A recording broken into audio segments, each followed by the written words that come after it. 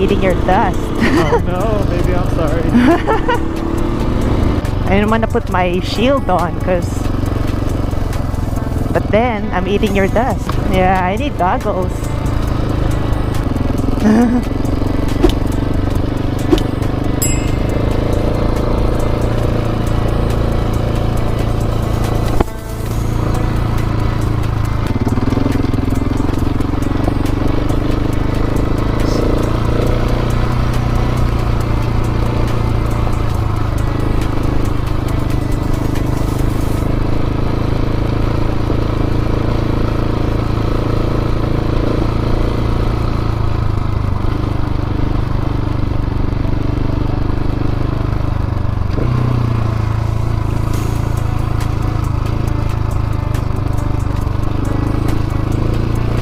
Like, what the hell is this?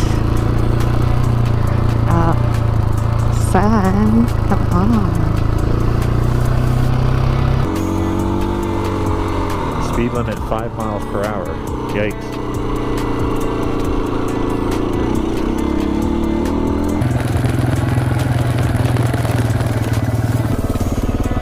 It looks nice, like the A-frame houses. Woodhaven Lot 8. Yeah.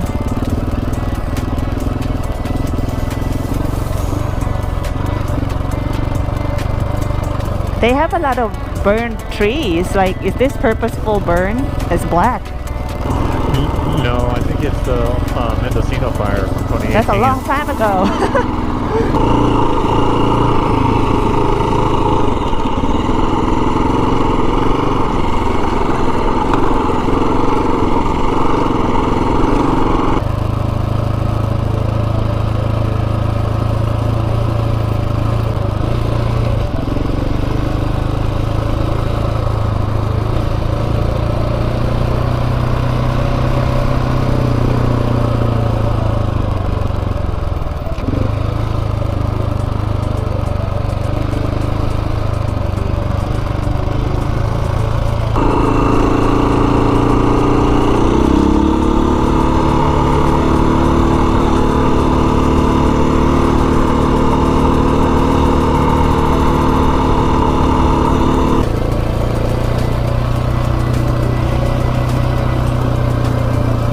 Hoping to reach the area where the Kyle's dust already dissipated, because I don't want to eat too much dust.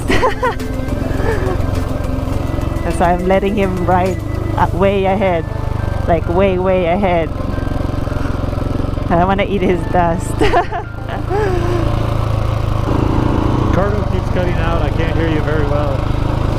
I'm just talking to the viewers.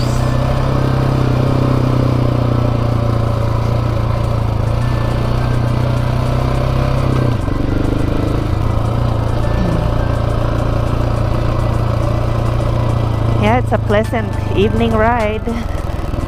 Too bad the drone doesn't work.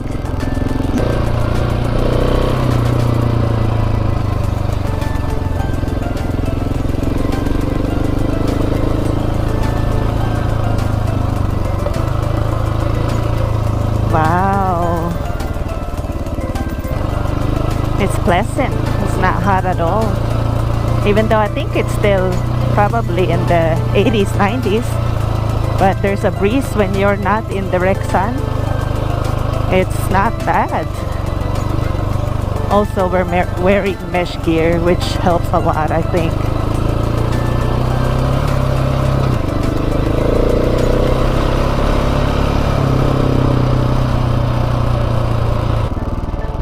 Here's the lake. We're camping right next to it, actually.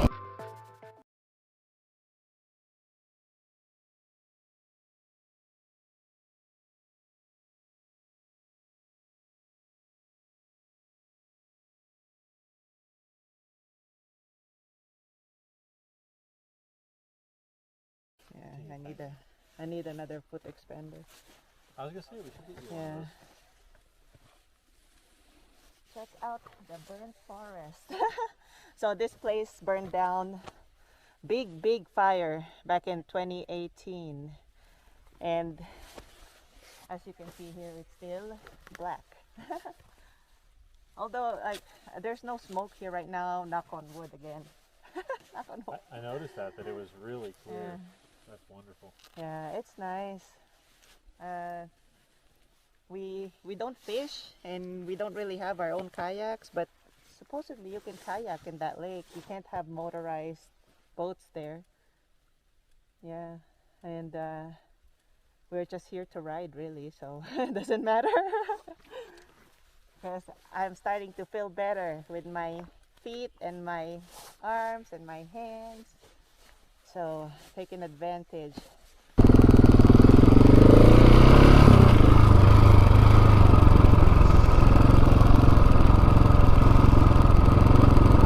I need to find goggles that doesn't pinch my nose, because this helmet, the Scott goggles, I can't breathe. It pinches my nose really bad.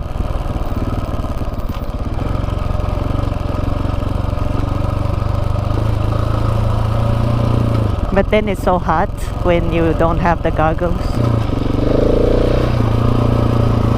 Wow, look at this view, guys.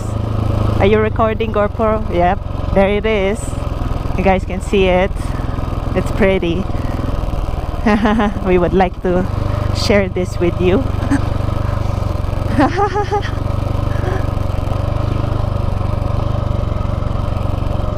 Oh, wow. So why aren't we camping there? Yeah, oh, that's closed. Look, there's a gate. It's closed. You can't go there. They closed it off. Yeah, the gate. Dust is in my eyes.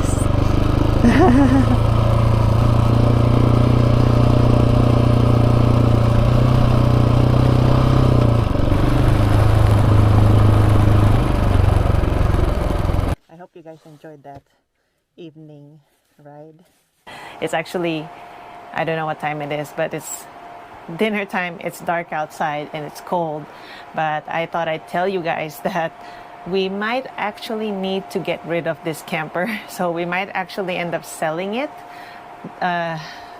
We don't want to, but the reason being is because we moved to a new house that actually the neighborhood does not allow new people living in the place to have trailers, RVs, campers, or anything of the matter on the property if it's on their driveway, even if it's your own property. So we got a citation letter. I guess one of our neighbors complained, which is funny because every other house in that neighborhood, I swear, has RVs, campers, what have you. So right now, in order for us to keep the camper, we would have to either pay a storage space, you know, monthly to keep it, which is like, I don't think I would want to do that, because we looked into some places and it's like $120 a month. And we have a lot of space in our house, but the problem is we also have a pass-through, but the gate is not tall enough for the camper to actually pass through and be kept behind the fence, as you know, per their rules. And I don't think I'd want to go through a hell of a lot of construction, which means a lot of money, just to be able to do all of that. It really sucks because, as you guys know, we just finished building it. I just started getting better from surgery, and we just started using it like a lot. So unfortunately, that's life, and I just wanted to give you guys an update. We were actually like in the middle of, oh, we're gonna install an AC in this thing, and this and this and this, and we haven't painted it yet. Let me show you guys around this small camper. A very tiny camper, as you guys can see, enough to fit 2 bikes. Actually, when we moved, we brought in our GSs in this camper and it fit, believe it or not. So I couldn't think of a better organization way right now. So it's all just shopping bags. Here's our gear. That's the shower, if that wasn't obvious. And our gear is here, and we actually put on helmet mounts this time, which, by the way, survived off-roading. The helmets did not fall down. And I actually added more. I don't know if you guys can see it. It's really dark in here, but I added a lot of magnets. So it's actually more magnetized now and more sturdy.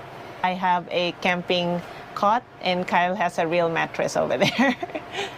And all of my gadgets down here. This camper, as you guys know, is super well insulated. And, you know, we made sure that it's very insulated. So yeah, it's dinner time. I hope you guys enjoyed that evening ride. We got here late afternoon and we were thinking, oh, let's walk around the lake. But then, so we ended up walking and we saw a couple of guys fishing. And one of the guys were like, hey, you guys riding the trails? And I was like, oh, we just got here. It's like, there's so many trails here.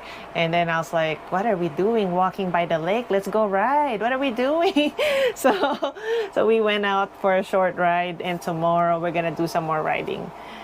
And another thing I wanted to say is that my microphone on my helmet, I'm sorry about the static sound.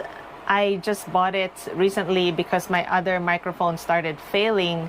It's been through a lot, bug zapper. And so I got another mic, but I'm not sure if the off-roading is not good on it and that the connection is not good, because I just tried it before filming this clip and it was working fine, but I don't know if I want to try it out again tomorrow. Yeah, we'll see. I might end up just using this while riding. Anyways, see you guys tomorrow.